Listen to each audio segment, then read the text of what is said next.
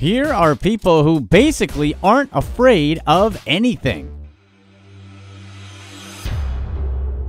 Number 8. Shavarsh Karapetyan. Imagine being a world champion. Then imagine being a 17-time world champion. Now imagine it in a sport that most people have never heard of, but somehow, someway, you've perfected. The skill set to rescue many people when you're in the right place at the right time. That's essentially the story of Shavarsh Karapetyan, a 17-time world champion Soviet Armenian finswimmer. Finswimming is an underwater sport that involves snorkeling, wearing tail fins, and swimming like an insane mermaid. One day, while he was finishing up a 12-mile run, Shavarsh heard a crash and saw a trolleybus with 92 passengers sink 80 feet to the bottom of a reservoir. He decided to spring into action. In zero visibility because of the silt, Shavarsh swam to the sinking bus, broke the back window with his legs, and single-handedly rescued 20 passengers. Is that insane, or is that superhero insane? The multiple wounds he received from the rescue and the fact that he was unconscious for 45 days afterwards effectively ended his sports career. Subsequent sepsis, because of the presence of raw sewage in the lake water, and lung complications prevented him from going back to finswimming whatsoever. However, he decided just to become a superhero, because 10 years later, he ran into a burning hospital and saved people trapped inside. Once again, he was badly hurt, severe burns, and spent a long time in the hospital. He was later awarded a UNESCO Fair Play Award for his heroism. Seriously, we need more guys like this around in the world. Number 7. The Robin Hood Gang. Steal from the rich and give to the poor. This sounds familiar, doesn't it? Back in April 2006, a group of activists dressed as superheroes burst into a gourmet supermarket in Hamburg, Germany. Wearing carnival masks and calling themselves special names such as Spider Mom, Multiflex, and Sente Guevara, this gang made off with a shopping cart loaded with luxury goods. Some $2,000 worth of fancy groceries were stolen out of the store before employees realized they'd been robbed by a gang of cartoon characters. Really? People dress up in costumes all the time while shopping at this store? How would you not notice people like this? Anyways, the group, known as the Robin Hood Gang, stole the groceries and vanished into the houses and gardens overlooking Hamburg's Elbe River. Within hours of looting the expensive grocery store, the Robin Hood Gang posted pics of themselves with the loot on the internet. With the pics it posted, the gang said that it had distributed the food among Germany's new underclass. The underclass being such people as interns who worked for months without being paid, low-wage nursery assistants, and moms with part-time jobs as cleaning ladies. The gang said it didn't merely object to capitalism. Instead, it was making a stand against the uncertainty facing millennials as they try to navigate their way through Europe's gloomy job market. Well, that's one way of sticking it to the man, by stealing high-end groceries. Of all the German cities, Hamburg has the highest number of millionaires, while at the same time there's a growing number of people who struggle to make ends meet. Does this seem worthwhile to you guys? Let us know in the comments section. Number 6. Rescue divers. Remember the boys that were stranded in a cave for weeks during the monsoon season in Thailand? The Tam Loeng Cave is the 4th biggest Thai cave system, stretching for miles beneath the mountain range that separates Thailand and Myanmar. Once the monsoon season starts in July, the cave goes from being relatively harmless to extremely dangerous. On June 23, 2018, 12 boys went exploring the cave with their soccer coach, a decision that made national headlines as the group ended up trapped deep inside the mountain.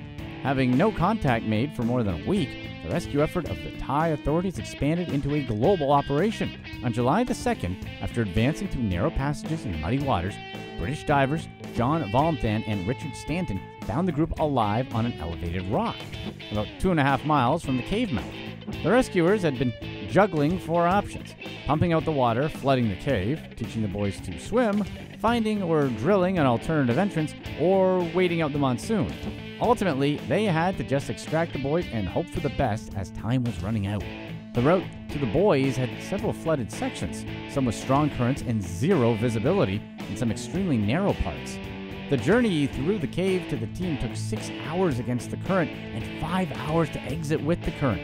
Needless to say, it was extremely dangerous as one Thai rescue diver, Saman Gunan, unfortunately lost his life delivering oxygen tanks to the boys. After days of pumping water from the cave system, the rescue teams rushed to get everyone out before the next monsoon rain. For the first part of the extraction, 18 rescue divers were sent into the caves to retrieve the boys, with one diver to accompany each boy on the dive out. The boys were dressed in a wetsuit, buoyancy jacket, harness, and a positive pressure full face mask. A cylinder with 80% oxygen was clipped to their front, a handle attached to their back, and they were tethered to a diver in case they were lost in the poor visibility. Anesthetic were given to the boys before the journey to prevent them from panicking and risking the lives of everyone involved. Amazingly, all of the boys and their coach were saved. The entire rescue effort involved more than 10,000 people. However, the divers ultimately had the most difficult job. Number 5. The Fox. You guys know any environmental superheroes other than Captain Planet? Jim Phillips, also known as the Fox, was essentially an environmental superhero who got famous for his direct action initiatives against companies who polluted the environment. A one-time school teacher, Phillips was just a normal guy who became disgusted by what he was seeing companies do to the world around him. To be honest, it's probably best for all of us with more people that care about keeping the earth clean. After discovering some dead ducks and gobs of greasy chemical slime in the Fox River, he secretly gained access to the Dial Soap Factory, one of the companies polluting the river. He filled a manhole with trash he had collected in order to block their drainage pipe. And that's how Phillips got his start taking environmental justice into his own hands. He would later work with groups to vandalize bars of Dial soap in stores with stickers proclaiming how they poison rivers, an effort that led to an eventual lawsuit by the state against Dial for violating pollution laws.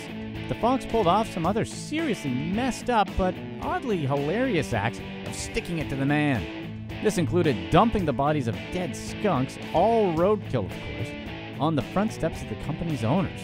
He once fished 50 pounds of sewage out of Lake Michigan and then dumped it in the lobby of the company that put it there. Like any good hero, no one actually knew who the Fox was. He would sign things "The Fox" at the scene with a little drawing of a fox face, but his identity only came to light after his death in 2001. Number 4. Spanish Robin Hood. When the financial crisis began in 2008, a small Spanish town called Maranelita shot to fame along with its mayor, Juan Manuel Sanchez Gordillo. He earned himself the nickname the Spanish Robin Hood. Well, why? It's because he organized and carried out a series of supermarket raids with members of his political party. Basic groceries such as oil, rice, and beans were loaded into carts, wheeled from the store, and taken to a local food bank to help the poor. Gordillo, the democratically elected mayor of the town since 1979, proclaimed that it wasn't theft, but a non-violent act of disobedience. He argued that there were families in his town who couldn't afford to eat at the time, something that he considered to be one of the basic human rights. The Robin Hood raids were popular with many people in Andalusia, Spain, a region where crippling austerity measures and huge job losses had hit the hardest during the financial crisis. While the rest of Andalusia was dealing with nearly 40% unemployment, at the time, this radical mayor had almost everyone in his town working. Gordillo has a long history of participating in militant action for the benefit of the Spanish working class. He helped to transform Maranelita from a town of poverty into what Gordillo himself has described as, quote, a communist utopia. Interesting. Number 3. Phineas Fisher, an ethical hacker. Who are the people who are supposed to keep us safe from the big corporate companies out there? Well, those people are apparently called ethical hackers. Phineas Fisher is a self-described ethical hacker, one of those white hats out there hacking around the web for the good of us all. Phineas gained some fame back in 2015 for gaining access to Hacking Team servers, a company that was notorious for selling spy tools to shady places and governments. He published their corporate files online, going as far to post the files through their own hacked Twitter account. He did the same thing to Gamma Group, another company that supplied spyware for government surveillance operations. In 2016, Fisher donated 25 Bitcoin, which at the time was worth only about $11,000, to a crowdfunding effort focused on fighting ISIS in Syrian farmlands. The fund helped farmers get back to work amid the turmoil. Obviously, because Fisher is the kind of person who tries to give out justice in the virtual world, the Bitcoin wasn't exactly his to begin with. He claims he robbed it from a bank. Fisher also hacked the Turkish government in 2016, dumping about 100 gigabytes of info that was published by WikiLeaks, including stolen emails about shady government deals. Afterward, Fisher stated that he was retiring from the game for now, deleting both his Reddit and Twitter account, but he said he'd keep on doing what he was doing. Back in January 2017, the Spanish police stated that they arrested a man who they believed was the real Phineas Fisher. Who are you guys actually rooting for here? Number 2, Shaun Smith. Have you guys ever heard of UK's scariest debt collector? Alternative methods of debt collecting is apparently a thing, and business is booming for debt collector Shaun Smith. Although he may look tough, he's definitely earned a reputation. Back in the day, he was an enforcer for Liverpool games. If you can think of it, he's probably seen it. There's plenty of interesting methods of getting money out of someone, and that's right up Shaun's alley. After serving 5 years in prison, he smartened up and decided to clean up and go to business for himself. He wanted to put his skills to a more legitimate use and help out regular folks who can't get their money back through the court system. Essentially, his business is in gray market debt collection. His service probably doesn't make sense for just any situation, but it can certainly be the right case for others.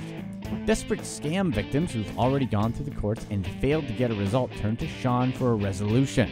There's supposedly billions of dollars worth of debt that needs collection in the gray market, and this is where Shaun comes in. His services cost anywhere from 20 to 30% of the debt when it's claimed. Technically, the debt is signed over to him, so he's not collecting a debt for his client, he's actually collecting it for himself.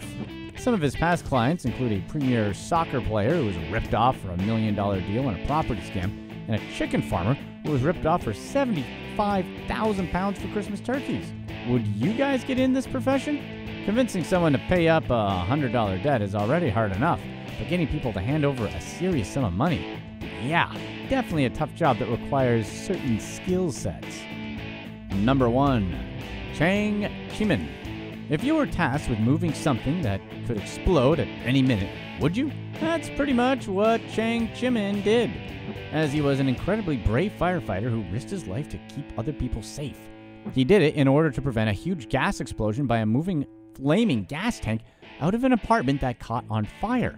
The tank caught ablaze after the owner has been cooking in the kitchen at her home in Yichun City in China. Firefighters rushed to the scene to evacuate the nearby residents, while other firefighters went into the flaming apartment where they found 2 gas tanks on fire in the kitchen. After spraying water to cool down the gas tanks, the rescuers soon removed one of the extinguished tanks to a safe place. However, the other one's off switch was broken. Cheng volunteered to move the flaming gas tank out of the building by walking cautiously down the stairs with it in his arms. The gas tank, which could have exploded at any minute, was finally extinguished after being taken outside the building. Amazingly, no one was hurt. Here's what's next.